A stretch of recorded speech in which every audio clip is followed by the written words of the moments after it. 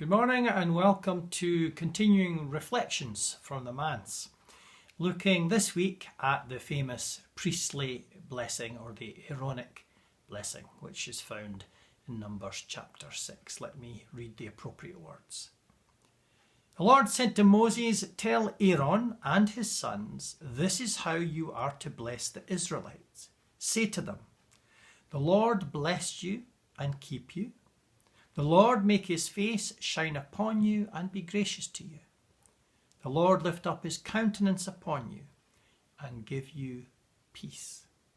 So they will put my name on the Israelites, and I will bless them." Wonderful words. The context, of course, is the wilderness of Sinai. The people of Israel are betwixt and between. They've been delivered from Egypt and they're on their way to the promised land, but they're in the middle of the desert and lots of twists and turns lie before them. They have a long journey ahead of them.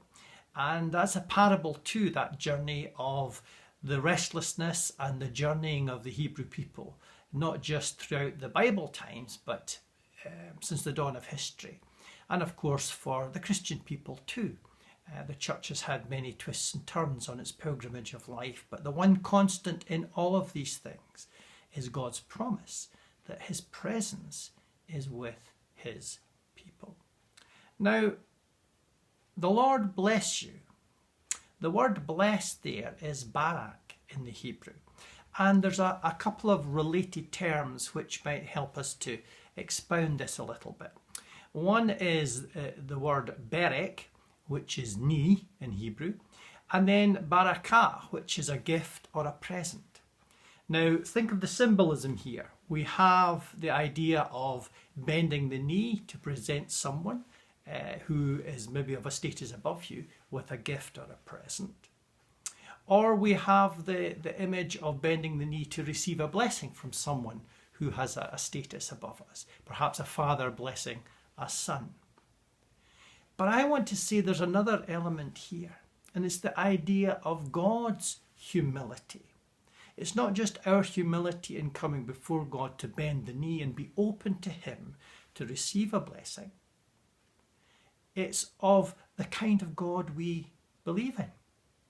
There is a saying that if you don't know where you're going, any road will take you there. And an equivalent to that might be if you don't know what God to believe in, then anyone will do. Well, not quite. It depends what kind of God we believe in. And the God Christians believe in is the God revealed in and through Jesus Christ.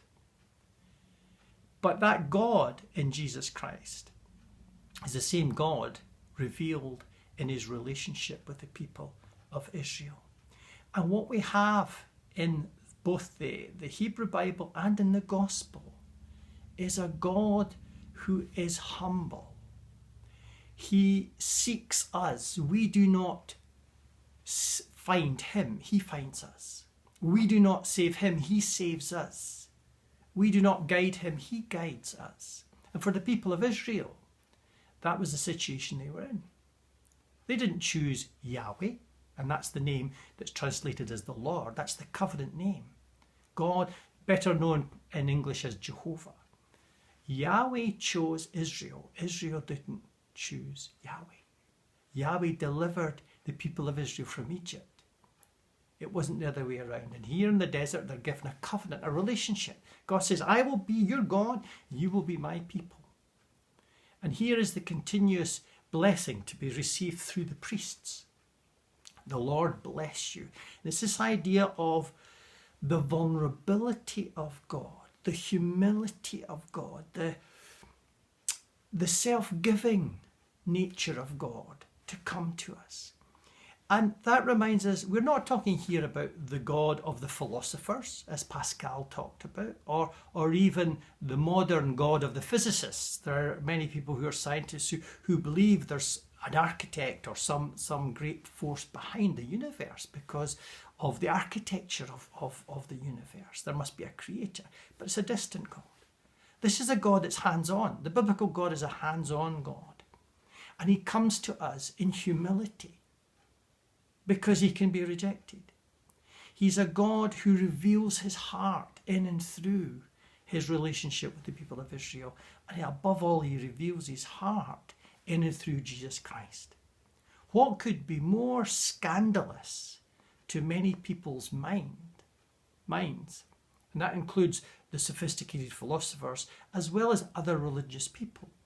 That this is a scandal, the notion of God's vulnerability coming in meekness and in love and in vulnerability in and through Jesus Christ. But it begins here in the Hebrew Bible. God choosing Israel, giving himself to Israel. And therefore the word bless is full of these ideas. The whole idea of a gift, the whole idea of humility and bending the knee. So it's a double edge here. It's not just humility on our part in receiving God's blessing. There's an incredible love and humility and self-giving and vulnerability shown in the God we worship in coming to bless us. Now that's an astounding thought and something we should think about every day. The God we believe in is a God who humbles himself to find us. He leaves no stone unturned. He is there constantly saying, "Come to me, I am here for you." So it's not the God of the deists, the transcendent, high God above all things. Well, God is that, of course. But that God has also entered into human history to capture the hearts of men and women, yours and mine included. What a God. And it's that God, Yahweh, who wants to bless us. And that blessing costs him. There's a thought. Thank you for listening. God be with you all, and I'll see you tomorrow.